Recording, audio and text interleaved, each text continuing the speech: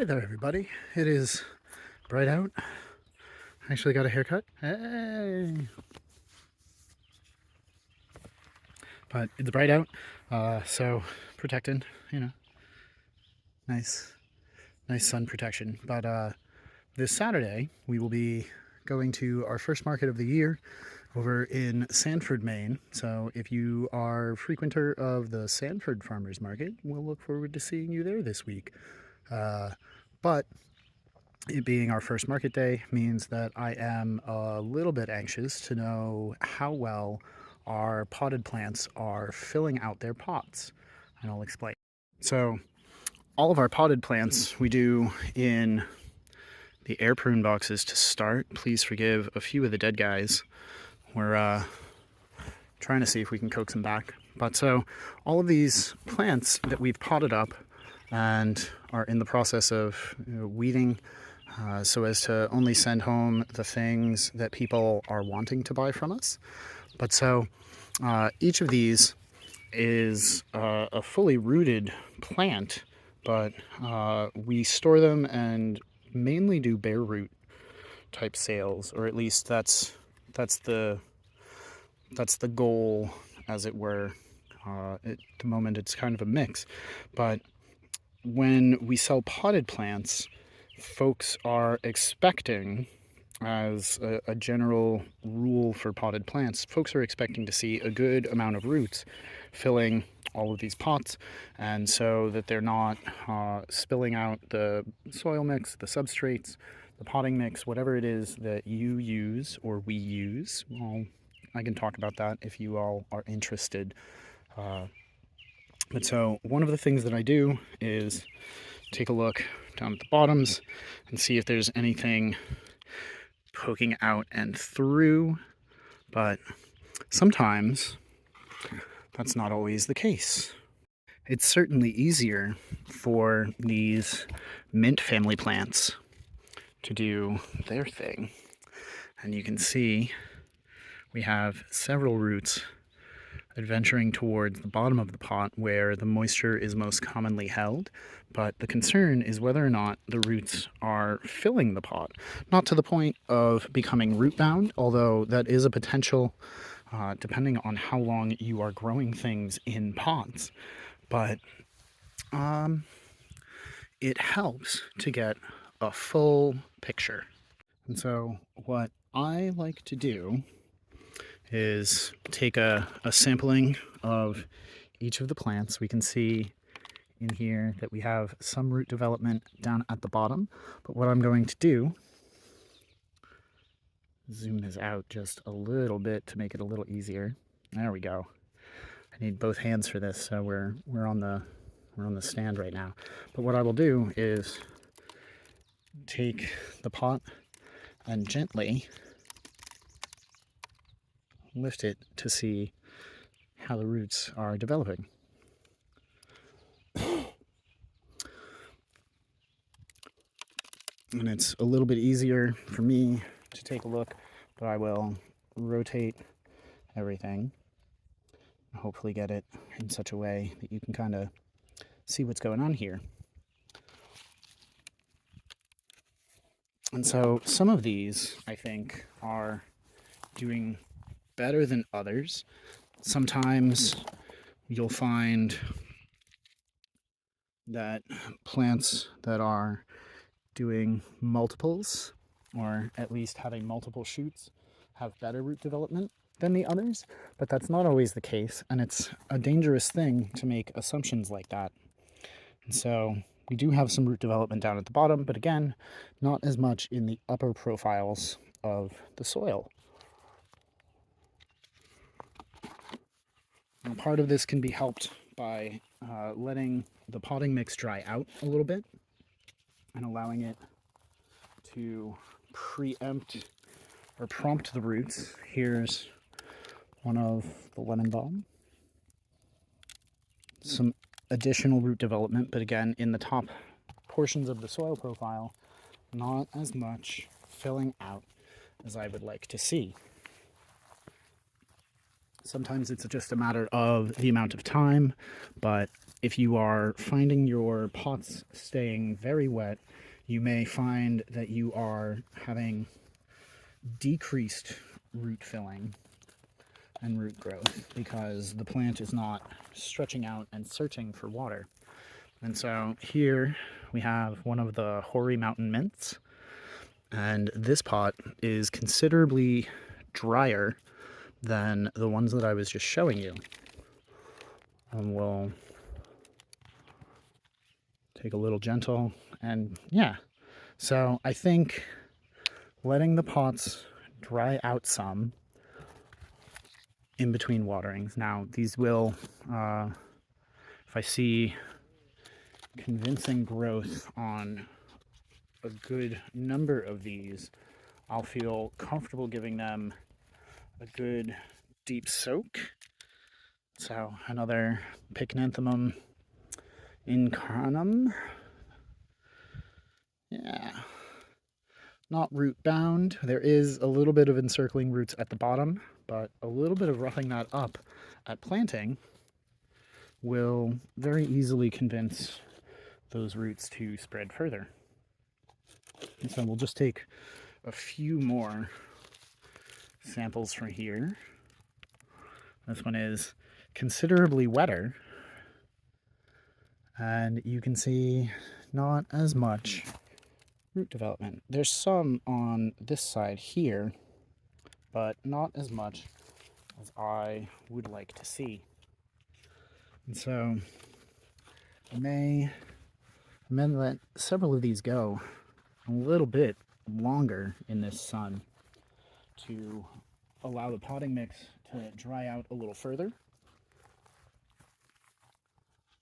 One thing that, at least in my area, that one's good. That one looks great. One consideration, at least in my area, is that if the pots become too dry, you run the risk of them being overrun with ants who appreciate all of the extra pore space granted to them by a dry soil mix. So I just grabbed one of the tenuifoliums and we'll pop that boy out. A little bit of root development on the bottom, but still some held water at the base, which you may be able to kind of see a difference between the top and the bottom of this. This being the bottom and this being the top. You can kind of see a little bit of difference to it. So we'll let those dry out a little further, but genuinely I only have 10 or so of those tenuifoliums. This one has really just been struggling in its pot. And so I'm thinking that these 10 pots right here might just be Lally Luck investments so that I can offer these in a better context and in greater number, either later in the season from cuttings and splitting them, or from seed, or from overwintering and splitting next spring. I've gone and grabbed a few more. One of the things that I want to make clear is that even though people are really bad at doing things randomly, it's best to try and get a representative random-sized sample of the plants that you're trying to bring or the plants that you're trying to check. Don't just grab a series in one row, or if you're in trays and pots, one tray. It is not a good representative sample, especially when you have really deep sets of plants, full pallets. Each edge space dries out more than the centers do, but sometimes the centers have too much humidity or get additional radiative heat from the darkness or the dark color of the pots that are surrounding it, depending on what your aspect is like, what your seasons are like, what your temperatures are like, and what your immediate weather is like. So I try to just pick and choose randomly um, as best I can, and I kind of base what I'm thinking regarding these plants on what it is that I'm seeing. So we have here a little hosta, and we're going to check this one's root development. It's okay. I see a little bit of root development reaching about the middle, but it is not a huge amount going on there. So that's one out of 5. And then we grabbed a different one. This one's a little bit tinier, a little bit teenier, but no less awesome. We'll see how this one is doing, because your vegetative growth on top of the pot above the soil is not always indicative of the amount of root growth on the subsurface. So I think the hostas need a little bit more time. This one's got a little worm friend in it, which is neat. And then we have items like the 9 barks. Hey, we had a few different size pots for these. So I grabbed one of each size so that I can kind of do a quick little checkaroonie on the various sizes and kind of get a sense. After I'm done recording this, I'll go through and check a few more just to have a better representative sample. So you see, I'm trying to support as much of the mulch so that I'm not losing any, but this doing pretty well. I could stand to get a little bit more root development in the top 1.5 to 2 inches of the soil profile. The bottom, I can't really, the bottom has not started encircling yet, which is okay. You have a little spider friend hanging out with us. I am sad for upsetting them. But so we have a decent amount of wood of growth and root growth, but I think it could be better. So I'm hoping that the next few days will continue this trend of being warm, but not scorchingly so. I mean, we're in the upper 80s, which is warm for me. So we have a smaller one here, and sometimes the smaller pots, you'll get the same amount of root development as in a big pot, but the smaller pot makes it seem like it's a whole lot more. And this side, it's okay. This side, yeah, that's what we want to see, but throughout the whole pot, not.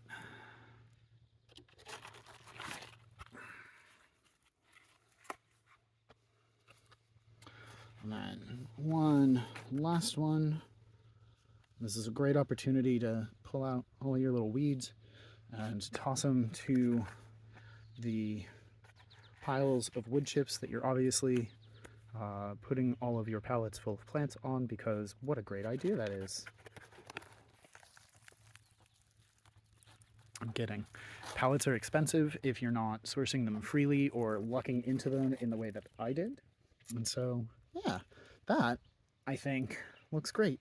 This is a pretty good representation of what it is that we want to see.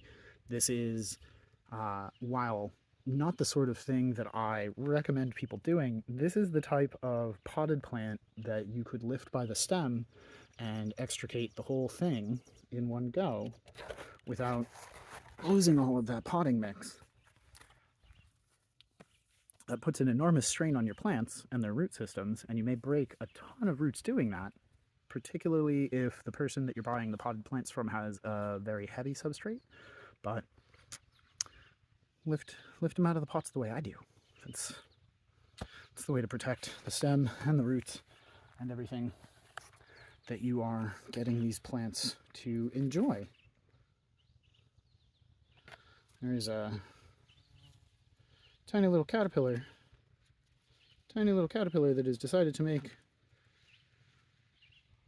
this bed its home. So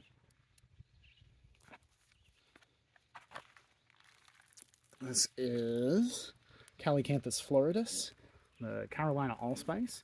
this pot feels particularly wet, and so I'm not expecting to see much of anything. I've only got a handful of roots right about here. I do see another traveling sideways, but for the most part, this is pretty anemic root development. And so it may be that these don't come with me on Saturday.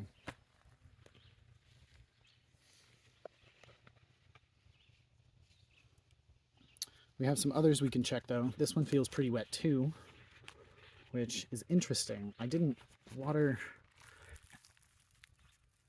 these more recently than the others, so I'm wondering what it is that is causing this to be so wet. It's possible that on the pallets they have for themselves, there is just a little less sun during the day, but I could have sworn those were okay. But again, this one has a similar look to it. There's only a little bit of root development going on that I can see, and this plant's roots are pretty dark, so I doubt that they're really showing up on camera at all.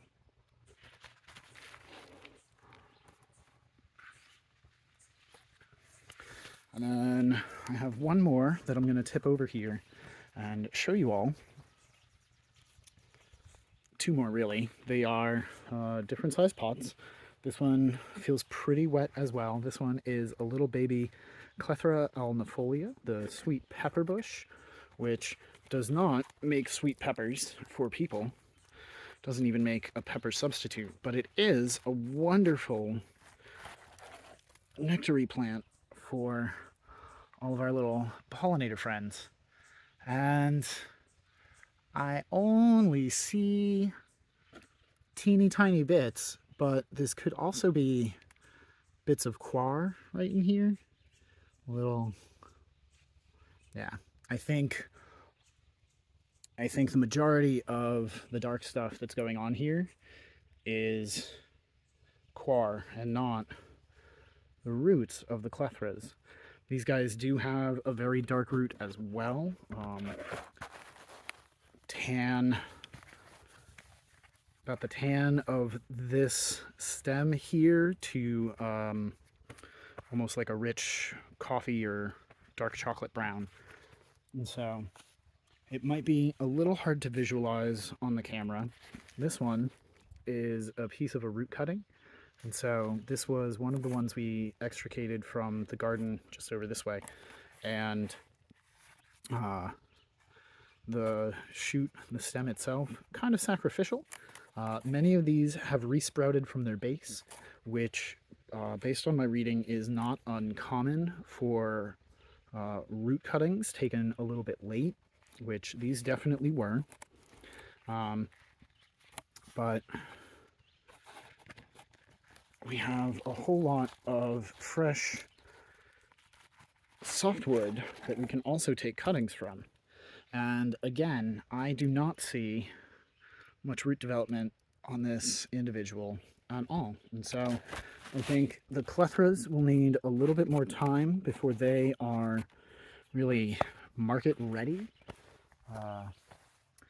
The big goal in my mind is to send people home with a plant that they are going to be happy with and that is going to make them wish to buy more plants from me. That's the goal. And how we can achieve that is by doing a decent potting mix, making sure that we're balancing the moisture adequately, by doing some of these random spot checks and not just watering everything every day all the time. We don't have things on drip emitters because the yard is constantly in flux and we have tons of animals moving through, between the 24 ducks and our handful of chickens and the dog chasing after chipmunks and squirrels and neighborhood dogs deciding that they're going to come and have a little pop in. So doing these tests, doing these spot checks, checking and seeing how the roots are developing, how the soil mix is holding onto the moisture that we are providing, And keeping track of how frequently we're watering these things as we move throughout the season is a way for us to ensure that we're getting good root development. And that, in turn, will give these plants the footing to produce excellently for the people that they end up going home with. So that's my tip. Tip your pots. And yeah, till next time. Thanks for watching. Happy planting.